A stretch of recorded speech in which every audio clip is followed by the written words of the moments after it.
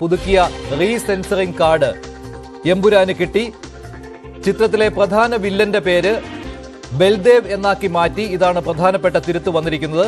നന്ദി കാർഡിൽ നിന്ന് കേന്ദ്രമന്ത്രി സുരേഷ് ഗോപിയുടെ പേര് മാറ്റിയിട്ടുണ്ട്. ഈ റിപ്പോർട്ട് പുറത്തു വരുമ്പോൾ അതിൽ 24 വെട്ടാണുള്ളത്. അതായത് 2 മിനിറ്റ് 48 സെക്കൻഡ്. ഇതിൽ സ്ത്രീകൾക്കെതിരെയുള്ള ആക്രമണങ്ങൾ കാണിക്കുന്ന സീനുകൾ മുഴുവനും വെട്ടിക്കളഞ്ഞിരിക്കുന്നു. അതോടൊപ്പം വില്ലന്റെ പേര് ബജ്രംഗി എന്നതിൽ നിന്നും ബൽദേവ് എന്നാക്കി. എമ്പുരാന്റെ ടൈറ്റിൽ കാർഡിൽ നിന്നും സുരേഷ് ഗോപി MP-യുടെ പേര് ഒഴിവാക്കി എന്നുള്ളതാണ് ഏറ്റവും പ്രധാനപ്പെട്ട കാര്യം.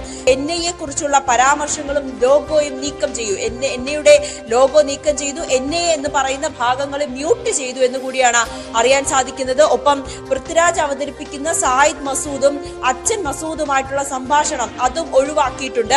അതോടൊപ്പം തന്നെയാണ് മതചിഹ്നങ്ങളുടെ പശ്ചാത്തലത്തിൽ വാഹനം കടന്നു പോകുന്ന 2 രംഗങ്ങളുണ്ട്. ആ 2 രംഗങ്ങളും ഒഴിവാക്കി. ജ്യോതിസ് മോഹൻ IRSന്റെ പേരും ഒഴിവാക്കി എന്നാണ് ഇപ്പോൾ ഈ റിപ്പോർട്ട് പ്രകാരം നമുക്ക് മനസ്സിലാകുന്നത്. അതോടൊപ്പം തന്നെ ആഭ്യന്തരമന്ത്രിയെ കുറിച്ചുള്ള ബജ്രംഗിയുടെ സംഭാഷണവും ഒഴിവാക്കിക്കൊണ്ടാണ് പുതിയ വേർഷൻ ആയിട്ടുള്ള ഈ എമ്പുരാന്റെ റീ എഡിച്ച പതിപ്പ് ഇനി മുതൽ തിയേറ്ററുകളിലേക്ക് എത്തുക.